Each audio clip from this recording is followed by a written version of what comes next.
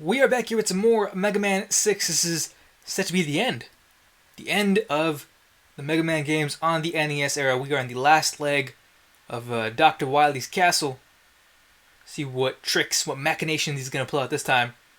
And as usual, they'll give us probably a nice short stage to, oh god, to wade through before we get to him. Just for funsies, right? Let's see. Okay, they got one of these guys. The placement here is annoyingly high. Oh, I see. Because usually they give you a kind of a stage where the enemies are respawning, so you can like recharge your special weapons or kind of farm health if you need it. Oh, another sub tank that we won't use. Awesome, great so far. All right, yeah, that was that might have been the shortest pre-final boss stage. Here we go. We're going in. Okay, alright. Whoa! Oh my god. Alright. Oh, shit. Okay. Alright. He's shooting out 3 blasts in a row. Alright. We can deal with that. If we're at the right distance away, that's not gonna hurt us at all. I almost tried to jump there. Like a buffoon. So he's sticking to the far left and far right parts of the stage. I don't know if he's chasing after me specifically or if that's just his jump pattern. This is, as we've come to expect, a pretty easy first stage. Let's see what he's got here. Oh, now he shows up. We can actually see him driving it. Cool. Alright, it seems to be more of the same. I don't know why this is... Is this meant to be harder? Okay, alright. I think it's a quick 5 count before he lets it out. So you go 1, 2, 3, 4, 5. Yep. Alright. Got the timing down. Whoa! Alright. So if he does a long jump, then we're actually good. Oh, okay. Is that it? Oh no, phase 3. Okay, I was about to say, this seems a little too easy. Whoa! Alright. He's got like a spinning 4 quad shot type deal going on. I don't even know how you're supposed to dodge those. Okay.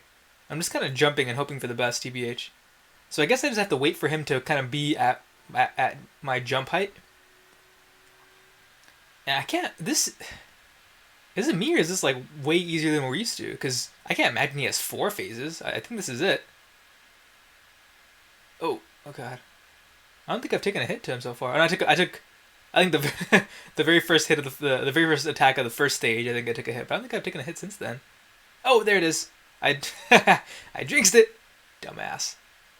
Alright. Now, just knowing me, now I'm going to choke away the rest of this game. No, I'm really good at choking away. Shit. Okay. One more hit. We're good. We're clean. Okay, I got to pick a direction and fucking go with it. Alright. Goodbye. Good riddance. That's so... He's going to start crying again, right? Yep. Whimpering. Pathetic. That was just a weird kind of way for him to go. Oh, we actually caught him. Okay. Usually he just kind of scampers away at the end of game. Triumphant at last, Mega Man defeats the notorious Dr. Wily and brought him to justice. Sentenced to prison for his crimes. Dr. Wily now rules over a prison cell. Good. Capcom times. Awesome. At long last, the world is at peace until the next Mega Man game. I think they intended... Oh wow, that's literally the end of the story. We don't even get a shot of Mega Man walking away. Cool, man. I think... I don't know if they intended for this to be the end of the entire series or not. Because I do know it's the last game on the NES. So yeah, that was kind of an interesting entry. Different from what we're used to in a couple ways. Obviously, this game we had the 2 alternate armors. We've never had armors before, right? I think we've just had like Rush, who either kind of appeared as a dog you could jump on or a dog you could kind of float on or whatever. He never kind of melded himself into your body. So that's definitely a new addition. I think I enjoyed it. I enjoyed the fact that they tried to change it up. That part was nice for a series with I say monotony, not in a bad way, but after 6 games, you're like, hey, okay, come on, guys, we can push the envelope a little bit. But yeah, the two armors were definitely cool, but it felt like they were cheap. Because the power suit, the POW, it was called POW, right? The POW armor, yeah, the power suit was like, all right, we're just buffing all our stuff, and yeah, it made the shots like closer range, but with Mega Man, you're typically doing things close range to begin with, right? You're not super far off most of the time, I don't think. So I felt kind of cheap using that, and then the fly suit, the flying armor, I feel like you could just skip large swaths of a level.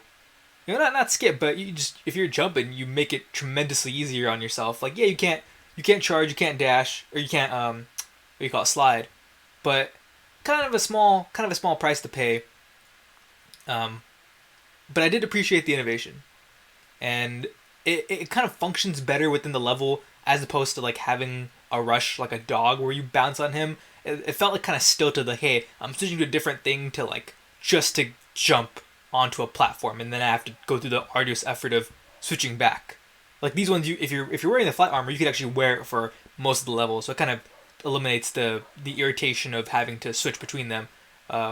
Speaking of which, those switching screens for this one, even though you had to switch less often, it took a fucking long time.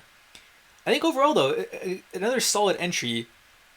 I'd have to go back and look at the footage and to kind of do a ranking. This one was definitely one of the prettier games. I think just because it advances as we go along in time.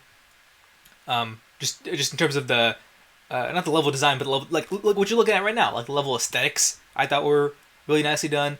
The bosses, again, we're we're like at boss number. We're 40 bosses in at this point, so I get that it's kind of hard to come up with new ideas. So I'm not necessarily mad at that. But every game they do have a couple of cool like innovative bosses, like some of the ones that kind of stick out, right? Like Gravity Man or like Toad Man. Or like I guess Nightman here was pretty solid too. Like okay, he has a shield, he can block all your attacks. You have to wait for him to drop it.